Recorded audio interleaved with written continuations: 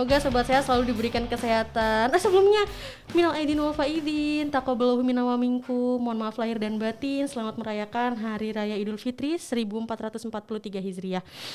Oke, pada segmen kali ini bertemu lagi bersama saya Salsa Ica. Pokoknya itu ya, nama saya panjang banget.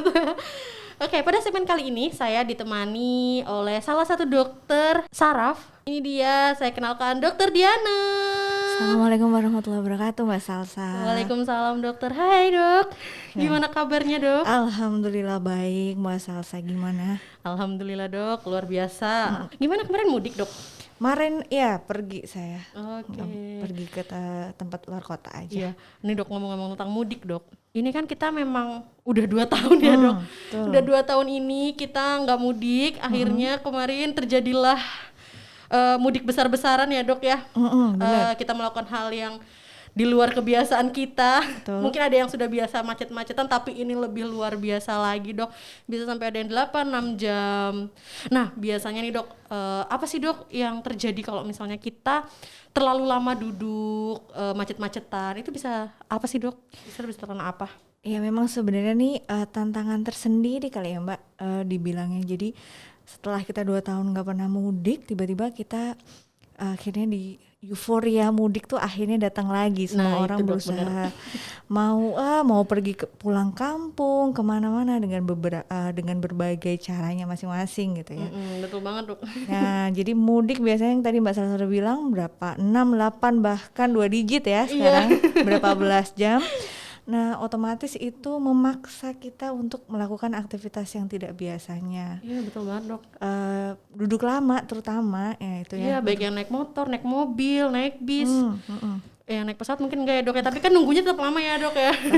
Tetap aja sama aja. Nah kalau misalkan duduk lama itu berarti kan kita ada resiko untuk melakukan posisi yang konstan dalam jangka waktu tertentu. Nah posisi yang konstan dalam jangka waktu tertentu itu sedikit banyak pasti mempengaruhi dari otot-otot kita ceritanya gitu. Apalagi yang biasanya sekarang kemarin-kemarin ini nggak pernah perjalanan jauh, tiba-tiba diminta perjalanan jauh. Nah yang paling sering dikeluhkan biasanya nyeri boyok. Oke, nyeri boyok, nyeri pinggang, encok ya dok ya. Banyak ininya. Berarti mudik dengan posisi kita yang macet-macetan, duduk berkepanjangan itu bisa menyebabkan encok itu ya dok ya, nyeri pinggang, encok, terus nyeri otot, atau mungkin kalau dalam bahasa medisnya bisa lebih LBP ya dok, long back pain ya dok.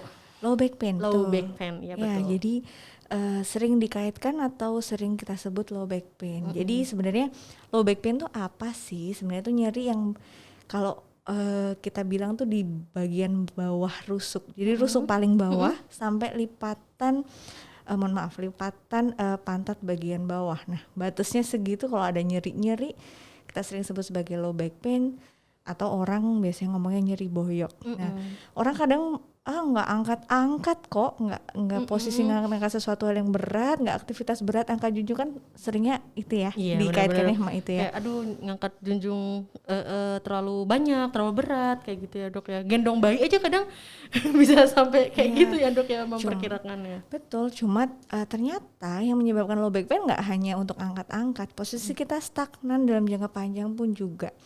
Ada penelitian yang mengatakan lebih baik antara 2-4 jam sekali itu seharusnya sudah resting atau istirahat, paling nggak meregangkan tubuh. Nah cuma yang tantangan tersendiri di sini waktu pas mudik ya itu tadi, kita mau stretching susah, kadang nanggung nih bentar lagi sampai depan, istirahat apa enggak, bentar lagi gitu-gitu.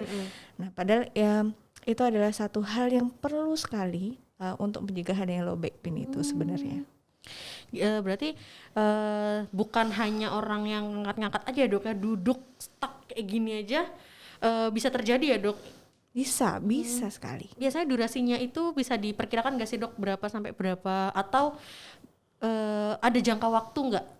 Kalau misalkan anjurannya sebenarnya 2-4 jam sekali itu kita harus stretching, terutama untuk yang berkendara ya, makanya ada rest area. Jadi bukan karena masalah problem ngantuk aja, kita butuh istirahat tuh kaitan untuk stretching dari otot-otot tersebut yang secara jangka panjang sudah konstan untuk posisi duduk. Nah Kenapa itu penting? Kaitan sama prevensi. Jadi nggak seru dong ya, habis Iya, kita benar, mudik benar, udah benar. euforia sampai sana, aduh boyoan gitu ya, Iya, malah nggak benar. bisa ngapa-ngapain. Nah, apalagi problem di mudik ini adalah perjalanan udah berangkat, baliknya lagi, jadi Iya, double tuh double. resikonya. Benar-benar.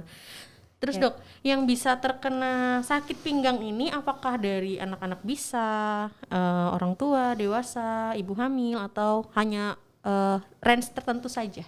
Semua orang bisa. Nah, 30 tahun ke atas Benar-benar. starter pack-nya pakai koyo, pakai apa Iya, segala benar-benar. macam.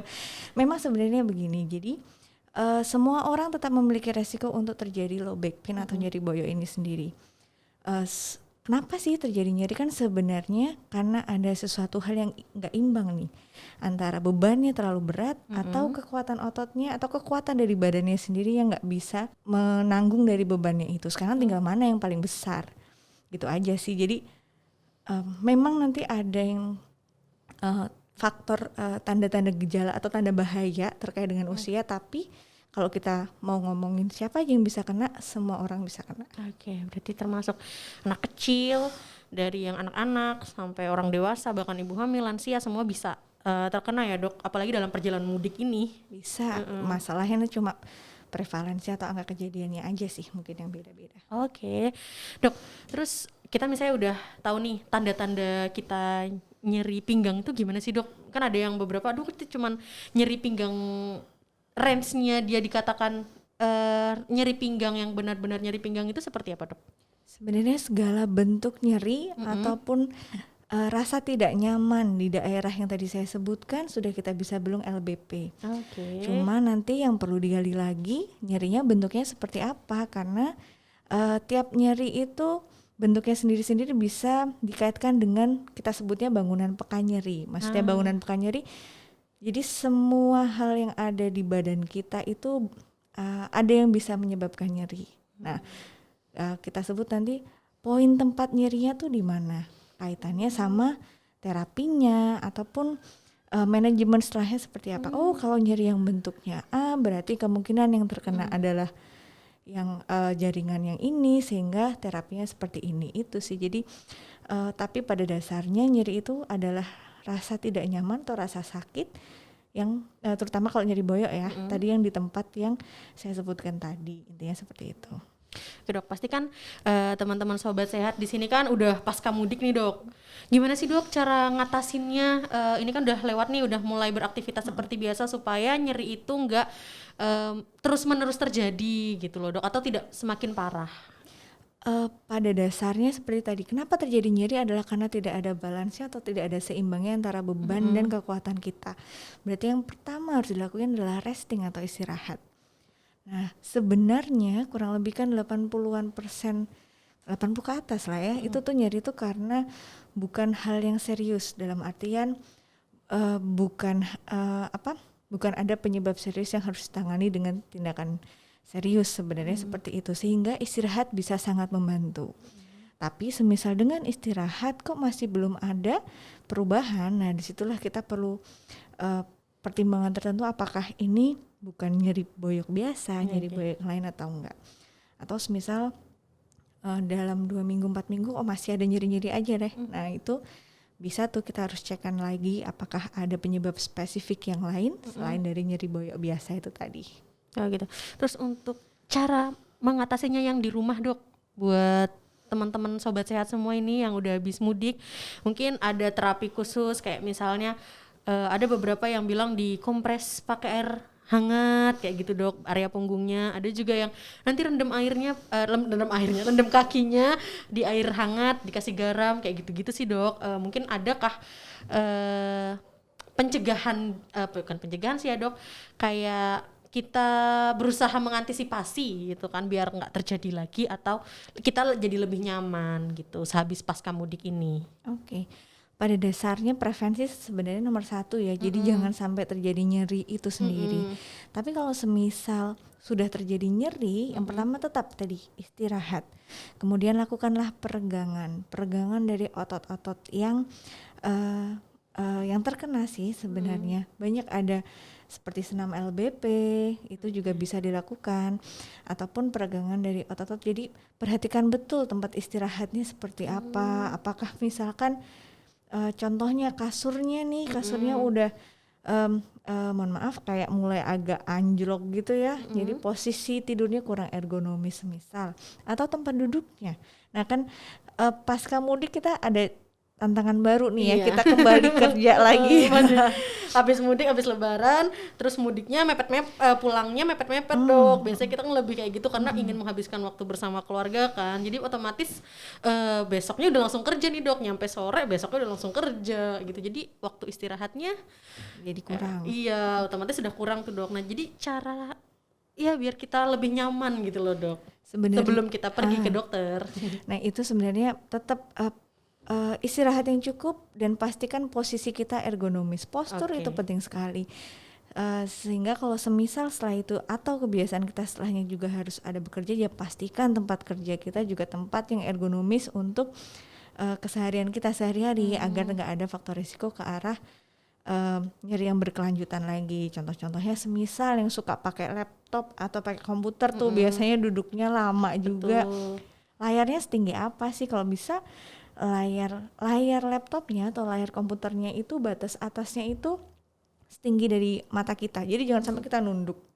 Nah, misalkan seperti itu contoh-contohnya. Terus pastikan tempat duduknya jangan yang terlalu keras. Dalam artian duduknya harus nyaman. Ada arm stretch-nya lebih bagus. Posisi tangan kita bisa mepet sama meja. Jadi meminimalisir terjadinya posisi misalkan terlalu itu kayak berat, terus terlalu bungkuk. Pastikan ini dekat sehingga posisi ergonomisnya bagus. Terus jadi tulang belakangnya juga bisa lurus ya. Posisi-posisi tertentu yang bisa membantu untuk memprevensi berlangsung lebih lamanya dari low back pain, misalkan pasca mudik ya, seperti itu. Dan jangan lupa stretching berkala. Jadi mirip-mirip aja sebenarnya sama kayak mudik ya. Kalau misalkan posisi kerja dalam posisi duduk itu, jadi 2 jam sekali kalau bisa ya stretching. Ya gampangannya misalkan ambil minum lah atau apa yang penting beranjak lah dari kursinya.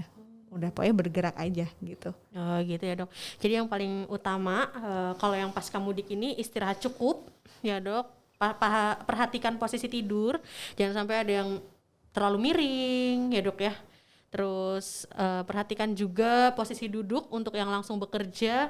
Mungkin bisa dialasi kali ya Dok ya, biar nggak terlalu gini banget. Atau kalau yang tempat duduknya terlalu datar bisa dikasih bantal kali ya Dok ya, biar empuk ya Dok ya. Disesuaikan sama kebutuhan masing-masing. Yang penting sesuai dengan postur yang ergonomis untuk itu. Dok, misalnya kalau udah terlanjur nyeri, kita juga sudah stretching setiap 2 jam sekali, atau kita juga istirahatnya sudah cukup, terus nyerinya berlanjut nih Dok, kita harus mengenal tanda bahaya yang seperti apa sih Dok yang harus kita waspadai untuk nyeri pinggang ini Dok?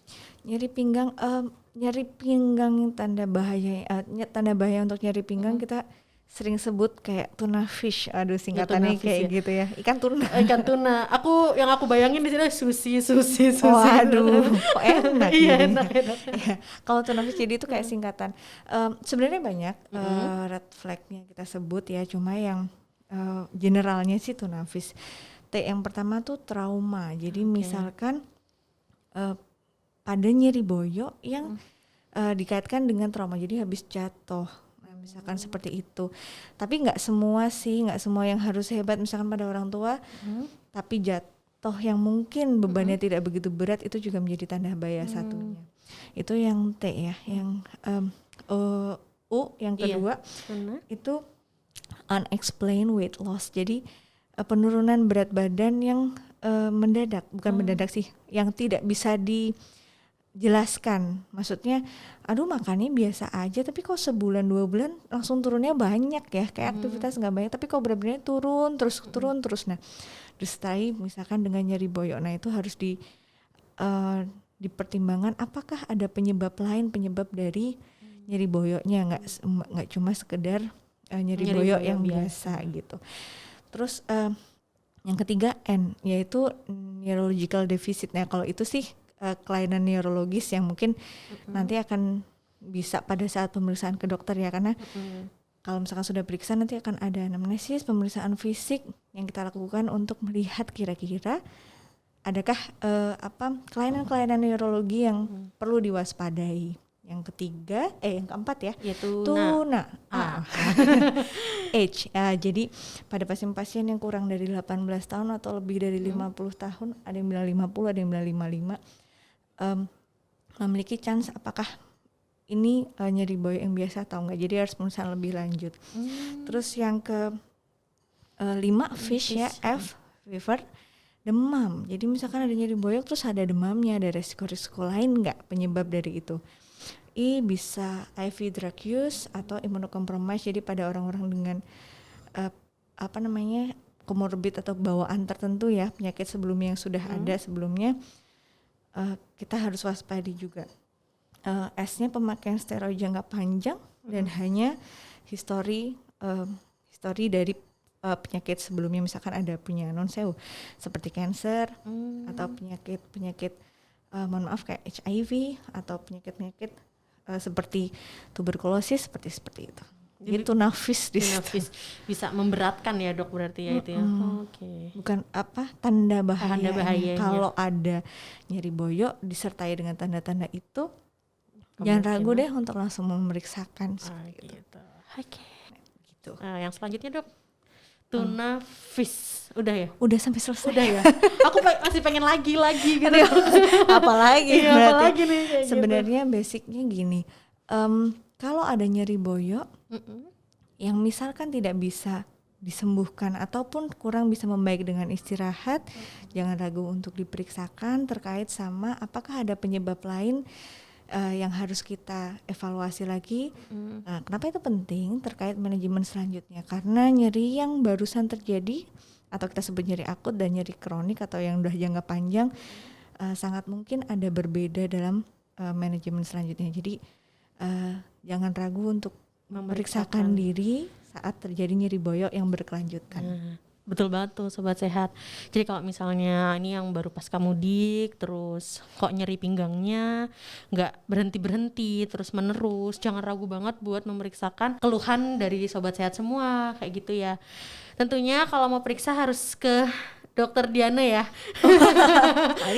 Atau yang kepo nanti mau Dokter Diana praktek di mana aja sih? Ya bisa dong. Nanti dibagi ya dok IG-nya ya dok ya. Nanti kita cantumkan biar teman-teman sobat sehat bisa kepo melihat, menstalking dokter istilahnya gitu ya dok ya. Selain itu dokter mungkin ada yang harus kita pahami lagi tentang nyeri pinggang dok? Cukup itu aja kali ya. Lebih ke ya udah kalau misalnya udah 2 jam nih, udah terlalu lama 2 jam duduk, kita harus langsung stretching, entah ngambil minum, entah apa mungkin, atau kalau yang habis mudik nih langsung istirahat, pastikan posisi nyaman saat tidur sebelum beraktivitas kembali. Terus untuk yang di kantor yang mungkin kursinya kurang nyaman, bisa ditambahi bantal untuk kenyamanan sobat sehat semua gitu. Gitu ya dok ya.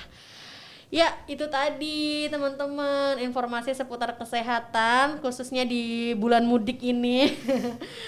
Sudah melalui perjalanan panjang, udah dapat ilmu juga dari Dokter Diana. Terima kasih banyak dokter. Sama-sama. Ilmunya bermanfaat banget buat sobat sehat semua yang habis mudik dan mau melakukan aktivitas kembali. Amin. Oke, sobat sehat, untuk sobat sehat semua yang ada di seluruh Indonesia, jangan lupa untuk like video ini, terus juga subscribe, share, dan juga komen di kolom komentar, komen yang memotivasi kita, atau mungkin ada yang mau tanya-tanya, terus ada yang mau dibahas tentang ilmu apa kayak gitu. Yang penting jangan ilmu kebatinan ya, karena itu susah banget.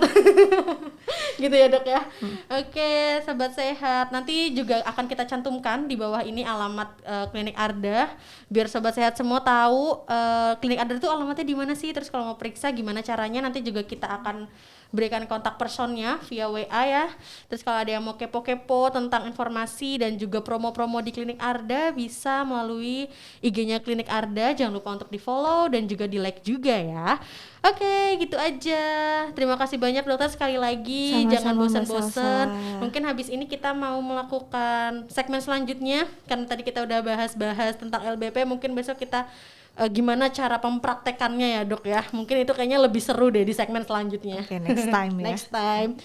Ya gitu ya sobat sehat ya informasi tadi. Terima kasih banyak dokter sekali lagi. Jangan bosan-bosan ya. Ya, sama-sama Mbak Salsa. Gitu ya sobat sehat. Ingat ya sobat sehat. Sehat itu untuk kita semua. Untuk itu di Klinik Arda sehat untuk semua. Bye bye.